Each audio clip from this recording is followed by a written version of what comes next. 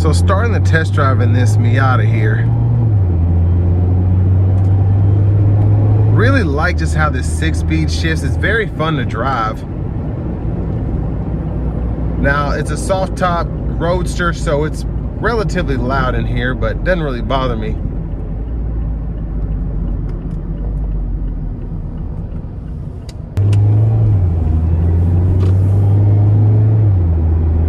But I mean, the power for this car to be naturally aspirated is pretty good. It's a very linear power curve. I like how it drives. It just feels raw. And yeah, it's fun to drive. I'm gonna give myself a little bit of space here and put it into sport mode. Here we go.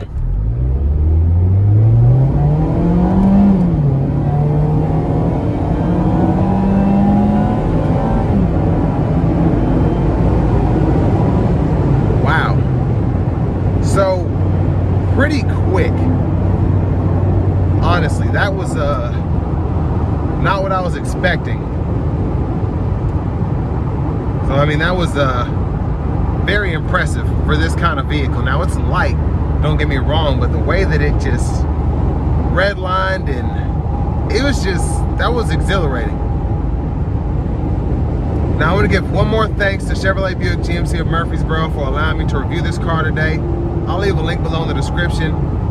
If you're looking to find the best price on one of these closer to home, click that third link down below. It takes just a minute to fill out your information, and I'll make sure the local dealers are fighting to get you the best price on this or whatever pre-owned vehicle you might be interested in. Now it's a rag top. You know, you get what you get with that kind of vehicle. Now I will say, I feel like my 2000 Porsche Boxster, and you know, I haven't driven it with the top up in so long, I just feel like the sound acoustics in there are a bit better, but I could be mistaken.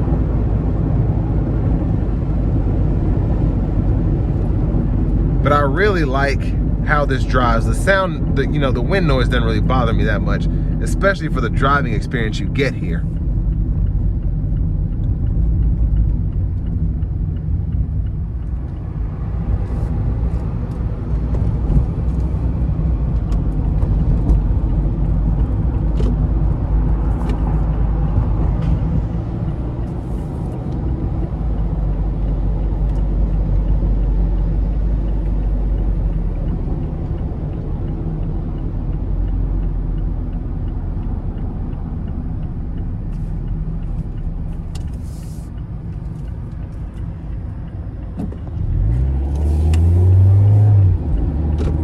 Now, in terms of what you get for the money here with this price point, I think 42,500 miles on a 2019 MX-5 Miata, period. I mean, 20 grand is cheap.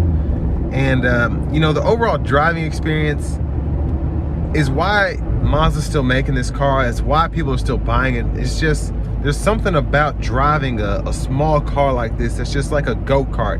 It gives you that kind of experience. But, you know, let's say you don't want to drop 200 grand on a 911 turbo. You don't want to drop crazy amounts of money on a Corvette.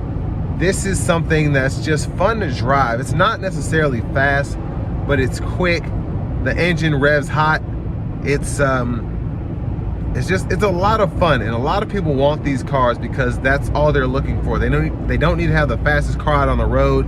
They don't need to have something that's, you know, a twin turbo V6 or a turbo V8 or something crazy. They just want something that's fun to drive, that's exhilarating to drive. That's what you get here. This thing handles very well.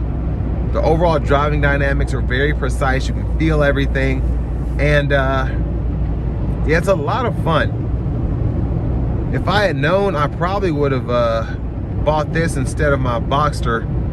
You know, even the cheapest Porsches are more money than these cars when you look at how much it is to maintain a Porsche, just how much people don't maintain these older Boxsters. So unfortunately, I like this better than my car, but the only thing that my car has over this is that flat six and that exhaust. It just it still beats this in my opinion in terms of the sounds.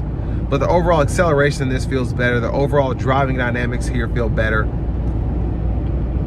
I don't feel like it handles as well, but it's close enough where if that was the only thing that was holding me back from pulling the trigger on this versus that, I would still get this for everything else. But the car overall, again, fun to drive.